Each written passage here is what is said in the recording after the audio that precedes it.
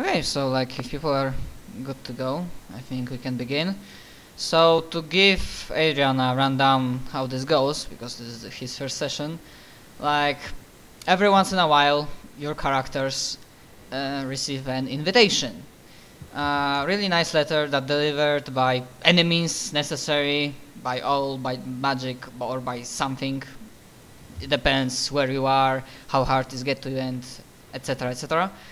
And in that letter, you are invited to basically like trial, like a gladiator style games where your characters are pitched against more or less strong monsters and other beings. In theory, some of them are technically overpowered, but players once again prove that they have with imagination they can be even more overpowered, and with the options I gave them.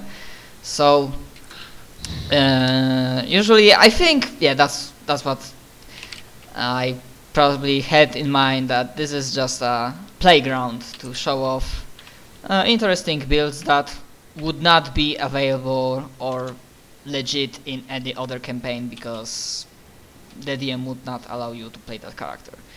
And yeah, you receive that invitation. There's just a written down with great honor. If you want to participate, we invite you. And at the bottom there is a sigil, some royal, not really from typical royal family, but like looking really fancy. I start thinking. You're echoing because some. Hmm? It's Obiora Azzy. You're the one that's echoing. I don't know why, because it was. Oh, it's not. He might have muted himself or turned down his speakers. I'm not hearing the echo anymore. Okay.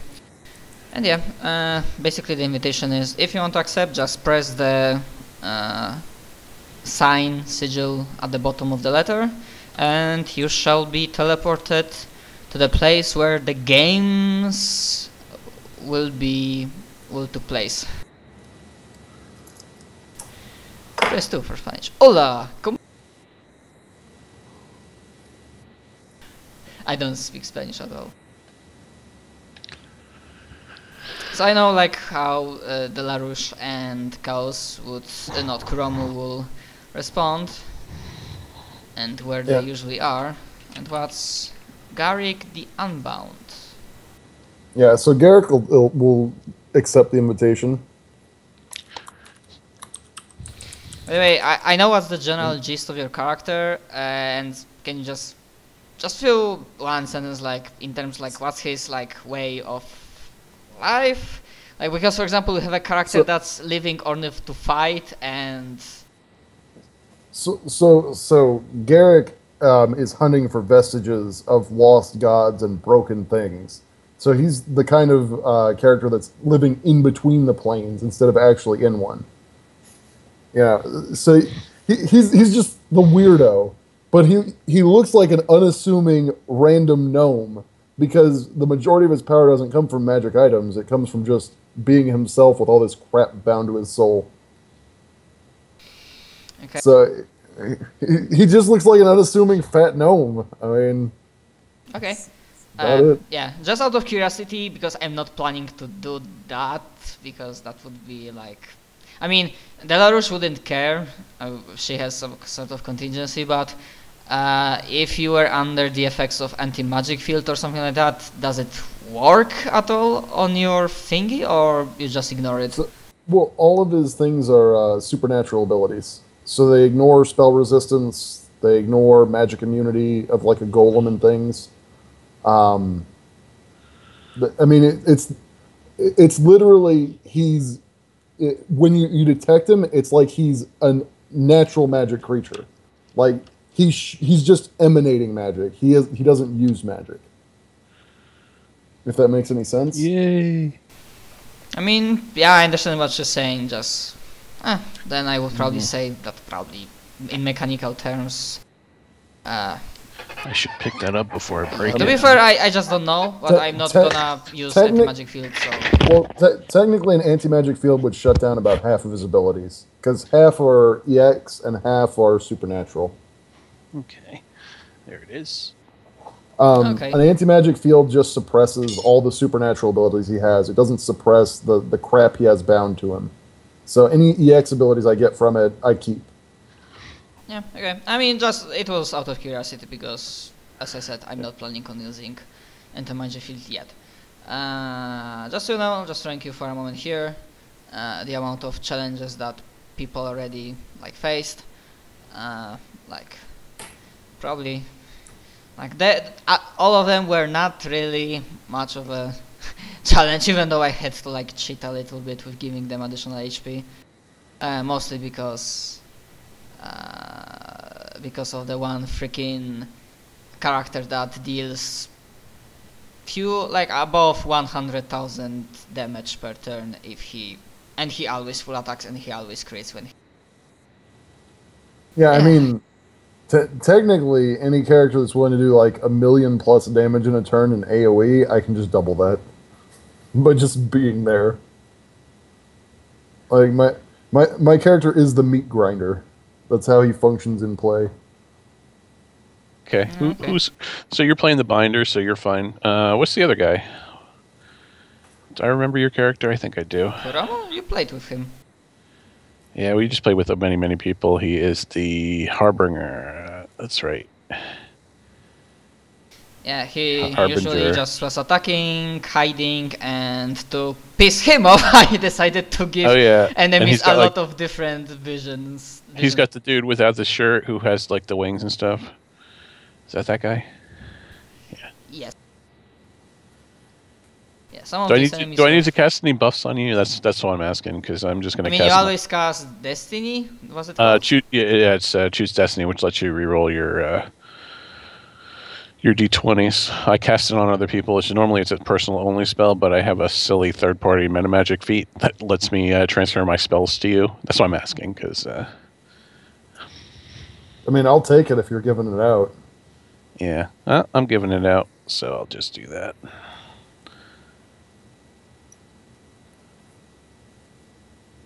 Oh, you can? That's interesting. Neat. Yeah. It just lets you reroll your d20s. I'm like on skill check. Yeah, I know. On skill checks, I'm just telling the other people who don't know what it does. On skill checks, ability checks, attack rolls, saves, pretty much anything you're going to roll a d20 on, you're going to be able to roll it twice and take the best one. And I was able to reduce the... it's persisted, basically. So you got it for 24 hours. I could do it for weeks, but I don't think that's required. I think just persisting at normal style is fine. Yeah, then like the gods that are watching these games are expecting like quick, bloody, effective. Oh man, not... I have a really fun ability for that then. I don't like quick fights, so I like long drawn out fights. That's why I run away. I run like 2.5 light years up. I'm now in a different freaking star system. No, I'm not going to do that anymore. I'm going to sit on the map. Yeah, like when you like appear once again, the same guy, the humanoid cloaked dude. That is like typical. Hello again. Like he's like not really taking the situation. How nice to see you again, and how nice to see you too, Gnome, for the first time. And yeah, as you like, because you live between the planes, you like kind of feel like at home because this is like a specifically crafted plane just so the damage from the fight will not affect any. Oh no! You don't understand. He lives in the void between planes. Yeah, that's how cool he is. Yeah, no, because he's searching for things to add to his collection. I mean, this could be said that it was built on the void, but never mind. But still, you kinda get it. And yeah, he's like, I don't see the bloodthirsty fairy. How's that? I look and I'm like, I look at them and I'm like, well, I can bring him here if you'd like. Well, he's not here, so there's a reason for that. Well, After he all, wouldn't get a choice. But I won't bring him because, you know, I don't think you'd appreciate that. it's an invitation only after all. Anyways, if you don't have any questions, I believe gods, they prepared two very specific beings. Although, looking at you, yeah, I don't expect this to be that huge of a challenge. Although, who knows? It could be tough. Yeah, and he's like, okay, and there is no questions and nobody wants to talk with him. He just snaps fingers and you operate or not operate. You just show yourselves on the battleground. Just for explanation, those pictures are just like, you know, for backgrounds, and this is just like a plain battlefield. And that gray thingy, solid, is a mist surrounding the battleground. You can go through it, but if you go through it, you just after. It's like you forfeit, right? Yeah, after a short while, you just return to the original place, and it counts as you forfeiting. You don't get your godhood. Oh no. Yeah, like Delarouche doesn't really care about that. Probably just before you go, the humanoid guy is, oh, and Miss Delarouche, and he like telepathically sends a message that one or two gods will be delighted to taste your. They are offering you a delightful tea, and like they will probably. Okay, now we've got a reward that's suitable for my character. Awesome. See, was that so hard? That's what you telepath back to them. Was that so hard? Some of the gods are slow to uptake, I must say. Okay. Okay, so we are doing the favorite stuff of adding you to turn. Also, you can edit the bars on your token, Adrian, so I can see your AC, HP, and... Alright, let me grab the token then. Yeah, the token is already on the map. Yeah, I see One Punch Man there. Yep, that's other player that's playing. Basically One Punch Man, like literally. I saw like what type of attacks he's doing, and that's like One Punch Man. That's what he went with. That's what he went with. So you want HP, AC, and what's the third one? Mostly HP and AC. The third one is like, I think most of the people use it for their own leisure, like either roll temporary your hit points. initiative twice and take best because it's a skill check. It's not a skill check. It's a ability check. I already do that passively, so okay.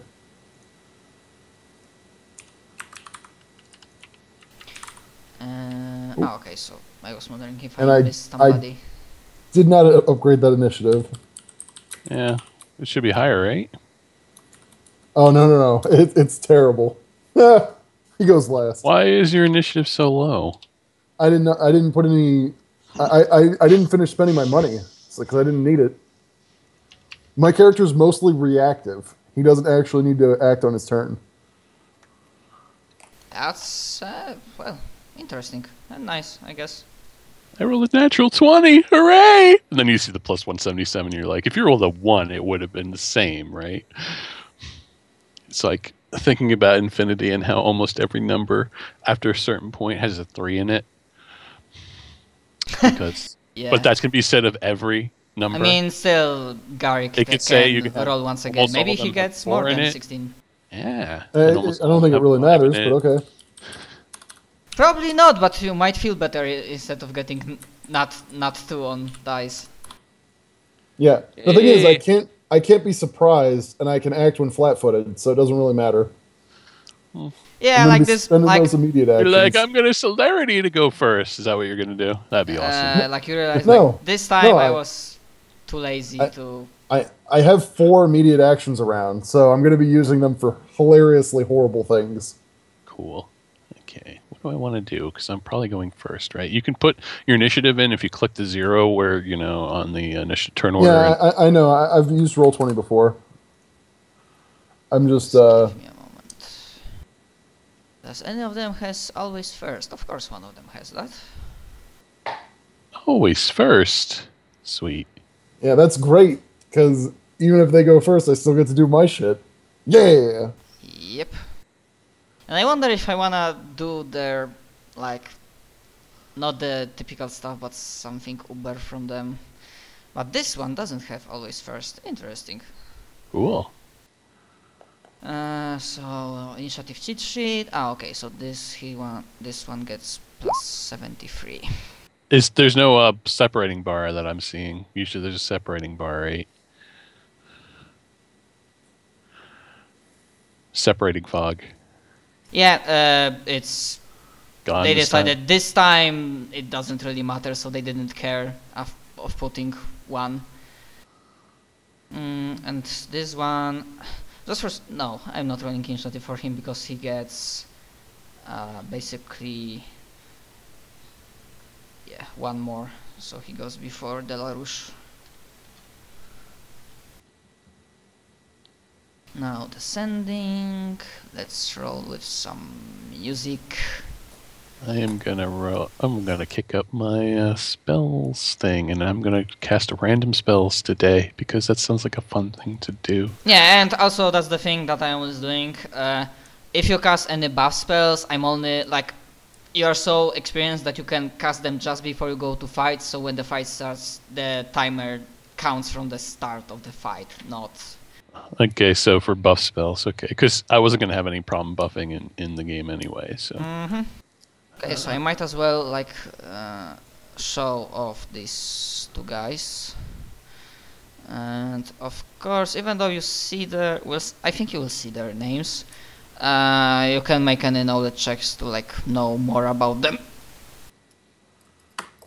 Ooh, primal metal elemental, and Doom Eyes. Cool. I can just spoil this, that in case of Doom Eyes, somebody just took a single all and like went wild with templates. Okay, cool. The primal metal dude, is he like totally metal? Does he like do the head banging and all that? Originally, no. He's different kind of metal.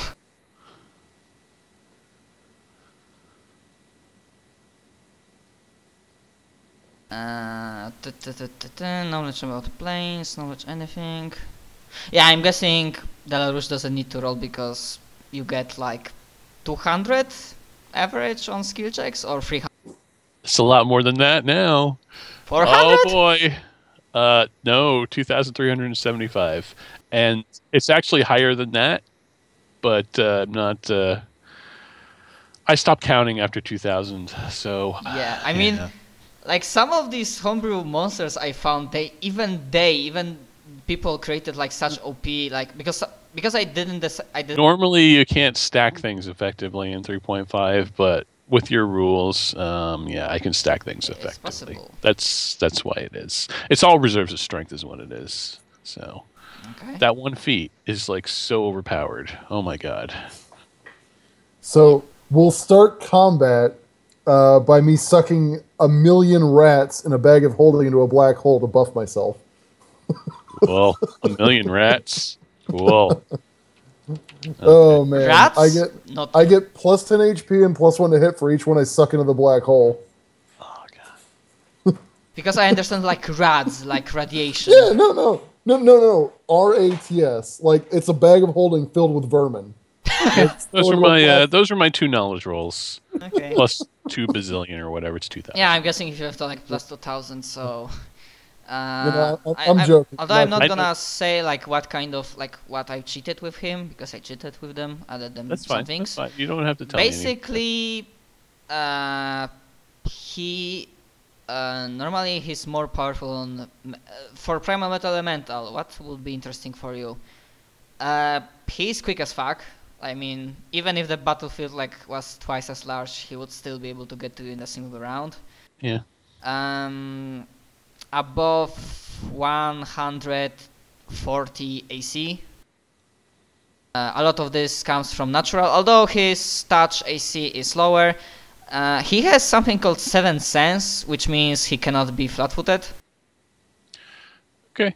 That's cool. Also, augmented critical, heavy, pounce. Oh, that's right, he has pounce. Also, special qualities, he has a shit ton of different vision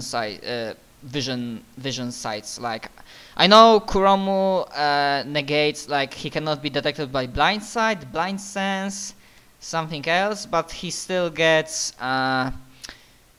foresight, tremor sense, mind sight, true sync, life sense, detect, animal, undead, low, chaos, good, evil, send, and I just gave him critical immunity.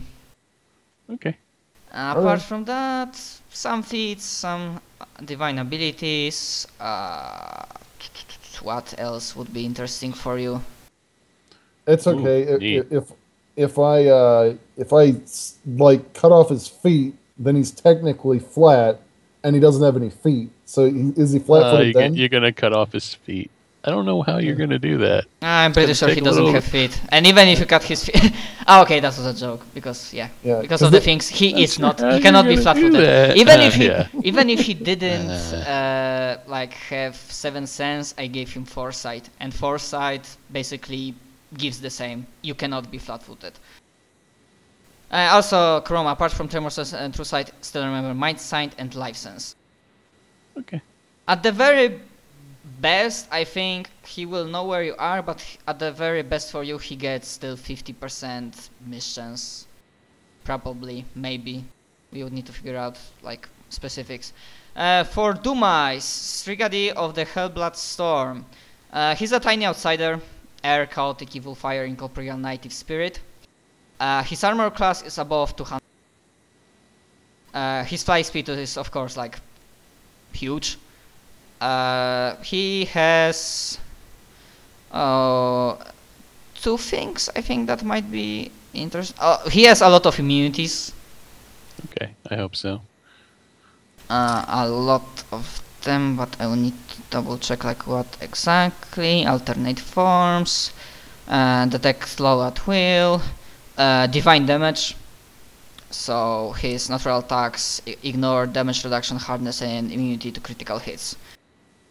And Cool. that's how it's written. He has like few graphs, but because they have low DCs, they do not care at all. What else? Quickening. That 50 times a day as a free action, he can move quickly than normal for 32 rounds. And he may take an extra standard action either before or after his standard and move actions for the turn. Also, he gets, if you are hit with touch attack with his on his tongue, you need to make a very low DC fortitude or be paralyzed for 1d4 minutes, unless you are immune to paralyzation. He has also poison that deals damage to wisdom, but you are probably also immune to that. 2 things that will probably, one of them will be very interesting for Adrian's character, but we're gonna get to that. This guy, even without the template, he starts having something called Shriek of the Apocalypse. Oh, neat. Is he gonna yell at us? Maybe. Cool. I might have bumped a little bit of his DC. They need to step 5 feet forward before I can take immediate actions on them. They're just outside my range. So where are we starting on the map, by the way? You want to place this DM since you're going first? Yeah, because where I'm at now, I'm 5 feet Because out I'm of being range. extremely kind and not using the spell called initiative, which is just going to say, I go first. Even though his ability says he Yeah, you goes just first. start right next to to the fog Oh, Okay. yeah, I'm in range. I can use my abilities. This is great. and Kurama. Yeah, and apart from that, Doom Ice has a thing called, which will create a ping pong between him and Gnome. He has, what is it named? Thermic Strike, no. Immunities, Immortality. Oh, come on, where the hell are you? Regeneration, Rebirth, Rejuvenation. Okay, I missed that. Where it is? Spells. Okay. I know who I'm targeting. Both of them. Just be like, screw you guys, and punch them in the face. I might just make them start not close to one another. He's worried about that AoE.